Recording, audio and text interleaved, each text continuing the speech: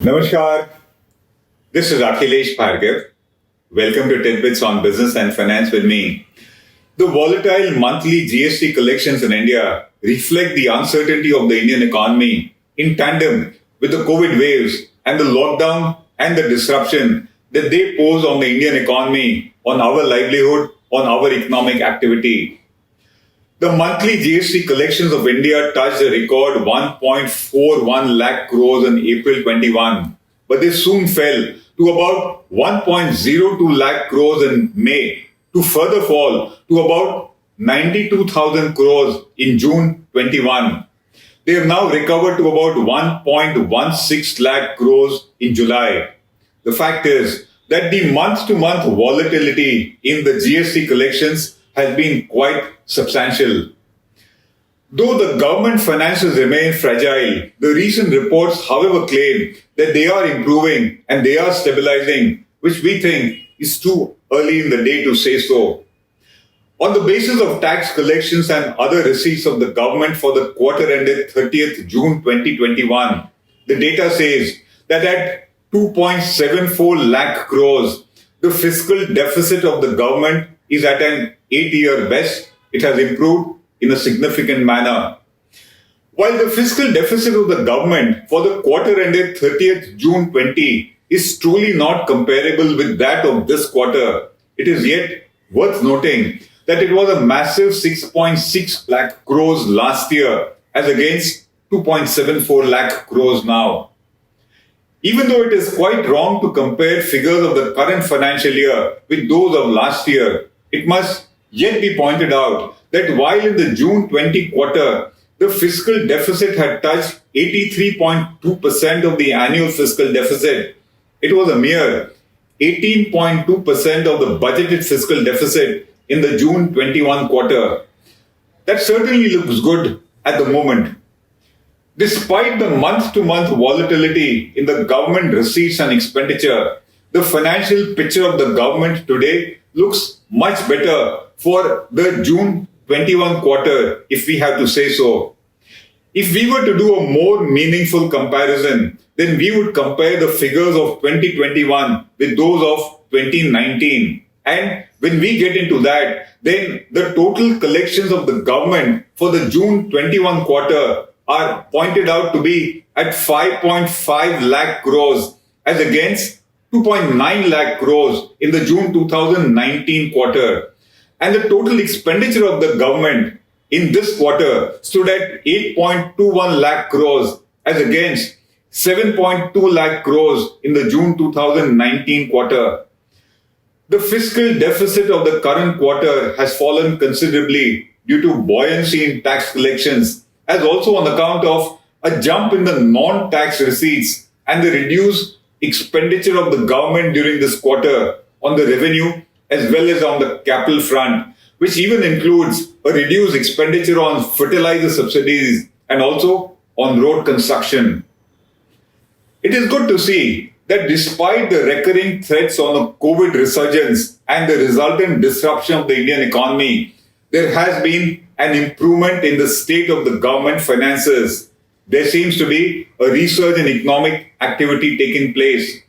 Let us, however, see the factors behind such an improvement in order to understand whether this improvement in government finances is durable, sustainable, dependable, and stable, or whether it is just yet another temporary situation and that things could again deteriorate further. The first factor to note is that the tax collections in the June 21 quarter have shot up on account of the large and significant increase in the profits and sales of the big companies. While the MSME sector has been suffering and languishing, that has not been the case with the large corporates during this pandemic. Their sales have shot up, their profits have shot up, and that has happened on account of a combination of various favorable factors during this period. Due to a substantial cost cutting, primarily on account of manpower and interest, and due to an increase in the sale price of products where the corporates have taken advantage of the increase in customs duties on imports, they've also taken advantage of the eroding market share of the MSMEs, and also because of a temporary benefit of the pent-up demand. The fact is that the profits of big companies during this pandemic, even during the lockdown period, have received a major boost. These factors together are not going to sustain in the long term. But it is due to these factors that there has been a huge jump in the profits of the big corporates, and thus there has also been a big increase in the taxes paid by them during this period, which is now being reflected in the June quarter finances of the Government of India. As the consumer demand remains subdued and inflation and commodity prices, etc., increases the cost of production, these super pandemic profits of the corporates are expected to even out, and so will be the case of the taxes paid by them in the coming quarters. A recent report actually says that profits of the companies are already slowing down, and the reality of a rising inflation and eroded consumer demand has been hitting their sales. It has also been hitting their profitability. The next factor, or the next reason for the major jump in the tax receipts of the government, has been the highest ever tax levied and collected by the government on fuels like petrol, diesel, and LPG. The incremental annual tax collection due to these fuel taxes being charged and collected by the government is expected to be in the range of about 1.5 to 2 lakh crores for this period. We are talking about the incremental impact on the already existing base of such taxes. And it is this incremental impact that has therefore added to the buoyancy in tax receipts of the government for the June 2021 quarter. The third reason why the government finances have improved has to do with the increase in import duties. The increase in import duties and the removal of many items which were exempt from the payment of customs duties has further increased the government's tax collections. Import duties have gone up on imports of capital equipment, auto parts, plastics, leather, chemical goods, electronics, etc. in order to protect the Indian companies under the Atmanirbhar Bharat Abhiyan. And that increase in the import duties, the custom duties and imports has certainly added to the government coffers. The next, digitization of tax and banking data has helped to prevent GST invasion in particular, and that has improved the GST collections to a certain extent.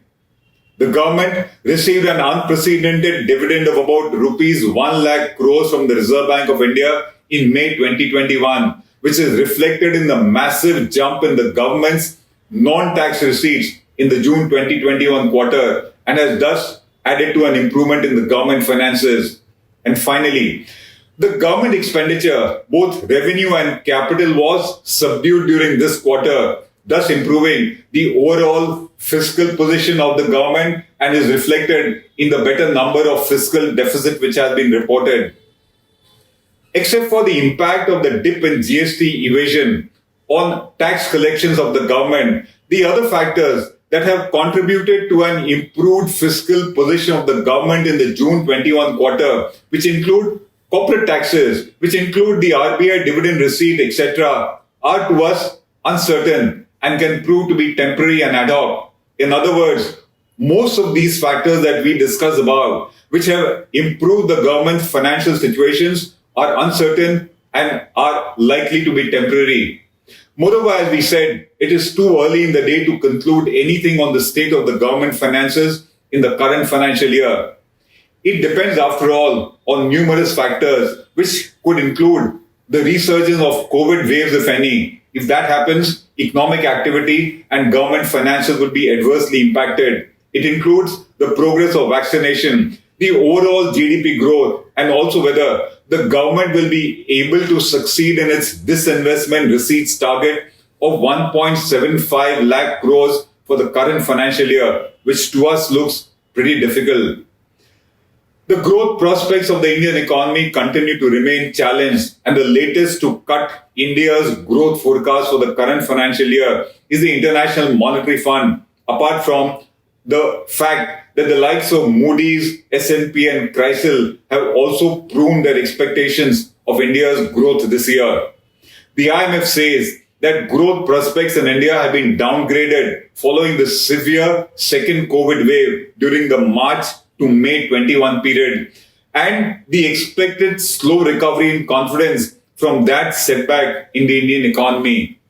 To us, it is time for cautious optimism. It is time for wait and watch, hoping that the improvement in government finances continues and will maybe enable the government to announce a genuine fiscal stimulus to revive the economy, which will only ensure that the government revenues go up because of improved activity, improved production and consumption. And we hope that the improvement in government finances will finally give a long-term revival to the economy. But before that, as we said, it is the government's own finances which need to improve. And that, to us, is a wait and watch situation.